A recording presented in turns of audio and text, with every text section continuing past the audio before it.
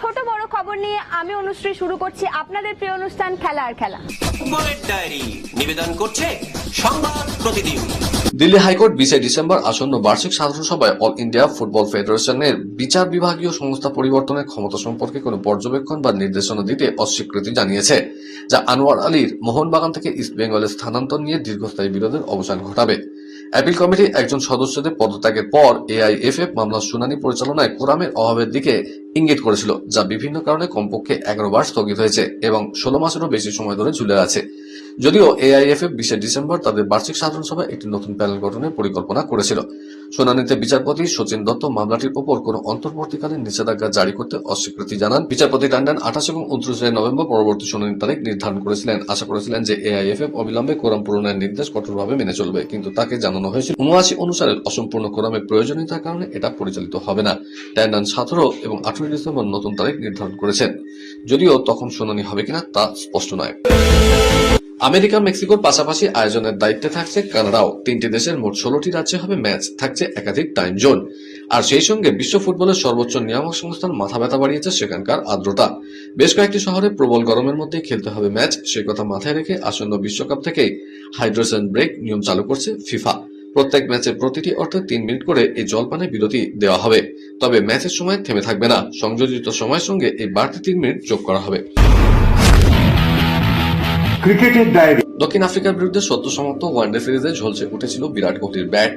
3 ম্যাচে করেছিলেন 302 রান। তার সুফল পেলেন হাতে নাতে। আইসিসির ওয়ানডে র্যাঙ্কিং এ ব্যাটারদের ক্রমতালিকায় দ্বিতীয় স্থানে উঠে এলেন বিরাট কোহলি।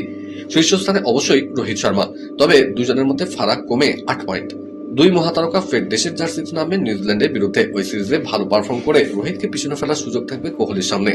শেষবার 2021 সালে র্যাঙ্কিং এর শীর্ষে পৌঁছেছিলেন কোহলি, পরে তাকে ছিটকে দেন বাবার আজম। দক্ষিণ আফ্রিকাকে ওডিআই সিরিজে ভারত হারিয়েছে। সিরিজে বড় পাওয়া বিরাট কোহলির ফর্ম। দাপটের সঙ্গে সিরিজ জিতলেও পুরোটা ভারতের জন্য ভালো হলো না। সিরিজ জিতলেও শাস্তির মুখে পড়লেন অধিনায়ক লোকেশ রাহুল ও গোটা দল। সম্প্রতি আইসিসি পক্ষ থেকে জানানো হয়েছে, টিম ইন্ডিয়ার অধিনায়ক কেএল রাহুল ও প্লেয়ারদের ম্যাচ ফির 10% জরিমানা করা হয়েছে। সময়ের মধ্যে বোলিং শেষ করতে পারেননি, তাই তাকে এবং দলকে জরিমানা করা হয়েছে। কেএল রাহুল স্লো ওভার রেটের দোষ স্বীকার করেছেন। আইসিসি জানিয়েছে তাদের এলিট প্যানেলের match referee Richie Richardson KL Rahul এবং তার দলকে জরিমানা করেছে। নির্ধারিত সময়ের মধ্যে 2 ওভার পিছিয়ে ছিল ভারত। নিয়ম অনুযায়ী কোনো দল 1 ওভার পিছিয়ে থাকলে তাদের 5% জরিমানা করা হয়। যেহেতু ভারত 2 ওভার পিছিয়ে ছিল, তাই 10% জরিমানা করা হয়েছে। সাধারণত অধিনায়ক সময় হিসাব করে দলকে পরিচালনা করেন। বোলার ফিল্ডারদের বদল সেইভাবেই করা হয়, কিন্তু রায়পুরের ম্যাচে ভারত যেই পরিস্থিতিতে ছিল সেখানে দাঁড়িয়ে রাহুলের পক্ষে সময় মেপে দলকে চালানো সম্ভব হয়নি। বোর্ডের বার্ষিক চুক্তিতে অবলম্বন হতে পারে 2 সিনিয়র ক্রিকেটারের। টেস্ট ও টি20 থেকে অবসর নয়, বর্তমানে শুধুই ওডিআই খেলেন বিরাট ও রোহিত। তাই এই প্লাস বিভাগে রাখা নিয়ে আপত্তি তুলেছে বোর্ডের একাংশ। তাদের দাবি, যেহেতু শুধুই একটি ফরম্যাটে খেলছেন তারা, তাই বিরাট রোহিতকে এই বিভাগে নামিয়ে আনা হোক। ফলে আগামী 22 ডিসেম্বর বোর্ডের বার্ষিক সাধারণ সভায় এই নিয়ে ঝড় উঠতে পারে। তবে উন্নীত হবে শুভমান গিলের। টেস্ট ও একদিনের অধিনায়কের দায়িত্ব পাওয়ায় এই বিভাগ থেকে এই প্লাস উত্তীর্ণ হতে পারেন তিনি। এছাড়া মহিলাদের ঘরোয়া ক্রিকেটে বাড়তে পারে ম্যাচ ফি। বয়সদের নিশকি সংখ্যা মাত্র তা প্রমাণ করেছেন বিরাট কোহলি এবং রোহিত শর্মা। 2027 সালের ওয়ানডে বিশ্বকাপে রোকো খেলবেন কিনা তা নিয়ে সমর্থকদের মধ্যে কৌতূহল রয়েছে। এই পরিস্থিতিতে নিউজিল্যান্ডের প্রাক্তন ফাস্ট বোলার টিম সাউদি মনে করেন, যতক্ষণ তারা পারফর্ম করে চলেছেন ততক্ষণ বয়স কোনো ব্যাপার নয়। তাই এভাবেই যদি খেলে যেতে পারেন তারা, তাহলে আরো একটা বিশ্বকাপে দেখা যাবে তাদের। কোহলি নিঃসন্দেহে ওয়ানডে ক্রিকেটের সর্বকালের অন্যতম সেরা ব্যাটার, ও যদি এইভাবেই খেলে যেতে পারে তাহলে 2027 বিশ্বকাপের দলে থাকবে। রোহিত কিছুদিন আগে অস্ট্রেলিয়ায় সেঞ্চুরি করেছে। ওরা দুজনেই কিন্তু সমানভাবে ভালো খেলছে। যতদিন এভাবে ওরা খেলবে, দলের জন্য অবদান রাখতে পারবে, ততদিন তো কোনো সমস্যা নেই। আমি মনে করি বয়স কেবলই একটা সংখ্যা মাত্র। সূর্যকুমার যাদবের ফর্ম নিয়ে উদ্বিগ্ন নন গৌতম গম্ভীর। অস্ট্রেলিয়া সফরের সময় তিনি বলেছিলেন, যে কোনো দিন রান পাবেন সূর্য। রান না পাওয়ায় চিন্তিত নন টি20 অধিনায়ক নিজেও। দলের জয় তার কাছে গুরুত্বপূর্ণ, তবু টি20 বিশ্বকাপের আগে সূর্যের ফর্ম নিয়ে উদ্বেগ তৈরি হচ্ছে। আন্তর্জাতিক ক্রিকেটে আত্মপ্রকাশে ক্রিকেট বিশেষজ্ঞদের চমকে দিয়েছিলেন সূর্য। তার ব্যাটিং এর বিশেষত্ব হলো মাঠে সব দিকে শট মারতে পারেন। বোলাররা বুঝতে পারেন না কোথায় বল রাখলে সূর্যের সমস্যা হবে। মাঠের সব দিকে শট নিতে পারার দক্ষতার জন্য সূর্যকে বলা হয় 360 ডিগ্রি ব্যাটার। 360 ডিগ্রি অর্থাৎ বৃত্ত। শুধু আন্তর্জাতিক ক্রিকেট নয়, ঘরোয়া ক্রিকেটেও রান পাচ্ছেন না সূর্য। দক্ষিণ আফ্রিকা সিরিজের আগে মুস্তাক আলী ট্রফির 5টা ম্যাচ খেলেছেন। সর্বোচ্চ রেলের বিরুদ্ধে 47 রান করেছেন। আন্তর্জাতিক টি20তে শেষ অর্ধশত রান 2024 সালের 12 অক্টোবর হায়দ্রাবাদে বাংলাদেশের বিরুদ্ধে করেছিলেন 75 রান। খেলার খবর আরো আছে, কিন্তু তার আগে নিয়ে নিতে হচ্ছে ছোট্ট একটা ব্রেক। সঙ্গে থাকুন।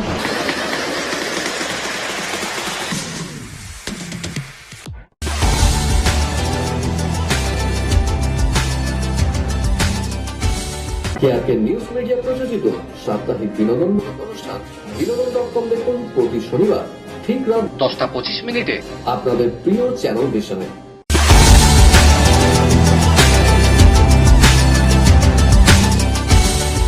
ব্রেকের পর যথারীতি আবার হাজির আপনাদের প্রিয় খেলা নিয়ে। বিদেশের ডায়েরি। গুরুত্বপূর্ণ ম্যাচে যখন স্ট্রাইকাররা আটকে গেলেন সে সময় রক্ষণ থেকে উঠে এসে দলে ত্রাতা হলেন জুলস কোন্দে। এফসি বার্সেলোনার রাইট ব্যাকে খেলা এই ফুটবলার প্রধান কাজ করেন রক্ষণ সামলানো, কিন্তু দলের প্রয়োজনে গোল করতেও তিনি সিদ্ধহস্ত, যেমনটা করলেন গতকাল রাতে। তার এই জোড়া গোলে ফ্র্যাঙ্কফুর্টকে 2-1 গোলের ব্যবধানে হারিয়ে চ্যাম্পিয়ন্স লিগের জয়ের শূন্যতে ফিরল কাতালান জায়ান্টরা।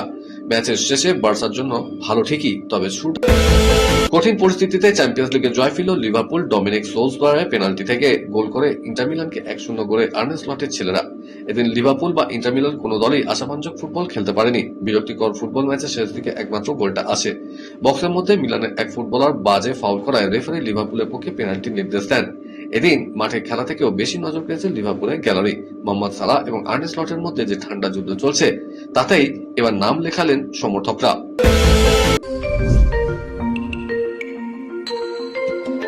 জুনিয়র হকি বিশ্বকাপে ব্রোঞ্জ জিতল ভারত। তৃতীয় স্থানের লড়াইয়ে 0-2 গোলের ব্যবধানে পিছিয়ে পড়েও 4-2 গোলের ব্যবধানে জয় ছিনিয়ে নিল পিয়াস ফ্রিজেসের ছেলেরা। এই সাফল্যের জন্য পদকজয়ী দলের প্রত্যেক খেলোয়াড়কে 5 লাখ টাকা করে এবং সাপোর্ট স্টাফদের 2.5 লাখ টাকা করে পুরস্কার দেওয়ার কথা জানিয়েছে হকি ইন্ডিয়া। সেমিফাইনালে জার্মানির কাছে 1-5 গোলের ব্যবধানে হেরে বিশ্বজয়ের আশাভঙ্গ হয়েছিল ভারতের, তবে হাল ছাড়েনি ফ্রিজেসের ছেলেরা। তৃতীয় স্থান নির্ণায়ক ম্যাচে দুর্দান্ত লড়াই করে জয় ছিনিয়ে নিল ভবিষ্যতের তারকারা। ম্যাচের চতুর্থ কোয়ার্টারে 0-2 গোলের ব্যবধানে পিছিয়ে ছিল ভারত। শেষ 15 মিনিটের ঝড়ে আর্জেন্টিনার পদক জয়ের আশা শেষ করে দেন ভারতীয়রা।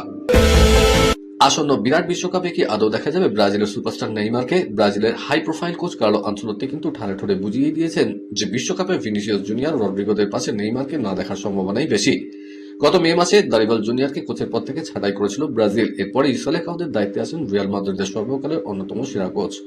এখনো পর্যন্ত একবারও কিন্তু আনচেলত্তি জাতীয় দলে ডাকেননি স্যান্টোসের 33 বছরের ফরওয়ার্ডকে। এখন প্রশ্ন, প্রাক্তন অধিনায়ক কি বিশ্বকাপেও ব্রাত্য থাকবেন? কোচ হিসেবে সর্বোচ্চ 5 বারের চ্যাম্পিয়ন্স লিগ জয়ী আনচেলত্তি কি 5 বারের বিশ্ব চ্যাম্পিয়নের দল গড়বেন নেইমারকে ছাড়াই?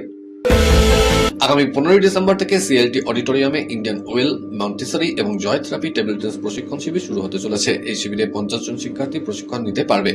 যাদের বয়স 4 বছর থেকে 8 বছরের মধ্যে রয়েছে তারা এই সুযোগ পাবেন। এই 50 জনের মধ্যে 14 জন শিক্ষার্থী থাকবেন যারা বিশেষ দক্ষতা সম্পন্ন ছেলেমেয়ে। সংগঠনের পক্ষ থেকে রবি চ্যাটার্জি জানিয়েছেন, প্রশিক্ষণ শিবিরের সূচনা করবেন ভারত ও কানাডার জাতীয় টেবিল টেনিসের চ্যাম্পিয়ন রূপা মুখার্জি। WTT ফাইনালে শুরুটা ভালো হলো না দিয়া চিতালে এবং মানুষার। হংকং এর মিক্সড ডাবলস গ্রুপের প্রথম ম্যাচে চীনা প্রতিপক্ষের কাছে হেরে গেল এই ভারতীয় জুটি। চীনে রিয়াংশা শান এবং চুকিং ওয়াং এর কাছে তারা হারলেন 7-11, 6-11, 8-11 স্ট্রেট গেমে। গ্রুপে আরো দুটো ম্যাচ খেলবেন দিয়া মানুষ। ক্রিকেটের থেকেও ভালোবাসার আর কিছু তার জীবনে নেই। বিয়ে বাতিল বিতর্কের পর প্রথম প্রকাশ্যে এসে এমনই মন্তব্য করলেন বিশ্বকাপ জয়ী ভারতের মহিলা ক্রিকেটার স্মৃতি মান্ধানা। এক অনুষ্ঠানে তিনি বলেছেন, ক্রিকেটের থেকেও বেশি ভালোবাসি না আর কিছুই নেই আমার জীবনে। ভারতীয় দলের জার্সি গায়ে দেওয়াই আমার কাছে সবচেয়ে বড় মোটিভেশন। এটাই সব সমস্যাকে দূরে সরিয়ে রাখার জন্য যথেষ্ট।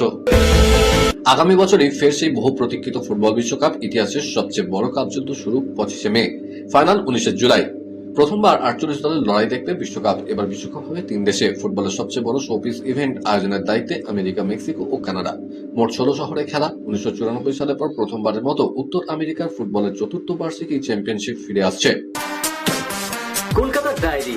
এই মুহূর্তে ফিফার রেজিস্ট্রেশন ব্যান উঠে গেলেও সমস্যা কমছে না মোহামেডানের। যেহেতু ফিফা প্লেয়ার স্ট্যাটাস কমিটি মোহামেডানের বিদেশি ফুটবলার ফ্যাঙ্কার অভিযোগটা সরাসরি ফিফা শৃঙ্খলা কমিটির কাছে পাঠিয়েছিল। সেই শৃঙ্খলা রক্ষা কমিটি আদেশ দিয়েছিল যদি তাদের নির্দেশ মতো 30 দিনের মধ্যে ফ্রাঙ্কার বেতন না হয় তাহলে শাস্তি হিসেবে আরো 2টো ট্রান্সফার উইন্ডো ব্যানের নির্দেশ দেওয়া হয়েছিল। মোহামেডান কর্তারা সেই নোটিশ পাওয়ার 30 দিনের মধ্যেও সেই বকেয়া বেতন দিতে পারেননি। স্বাভাবিকভাবে সেই সময় নির্ধারণ হয়ে গিয়েছিল মোহামেডানের আরো 2টো ট্রান্সফার উইন্ডো ব্যান হতে চলেছে। সব মিলিয়ে 8টা অভিযোগ জমা করেছিল ফিফায়। এই মুহূর্তে যে সমস্ত ফুটবলার কোচ অভিযোগ জানিয়েছিলেন তাদের বকেয়া মিটিয়ে দেওয়া হয়েছে ক্লাবের তরফ থেকে। তবে হিসাব মতো আগামী জানুয়ারি উইন্ডো আর পরের উইন্ডোতে মোহামেডান ফুটবলাররা সই করতে পারবে না। তবে জানা যাচ্ছে এই মুহূর্তে ফ্রি ফুটবলারদের সই করাতে অসুবিধা নেই মোহামেডানের। আজ তবে এ পর্যন্তই থাক, আবার দেখা হবে আগামীকাল ঠিক এই সময় এই চ্যানেলে। শুভরাত্রি।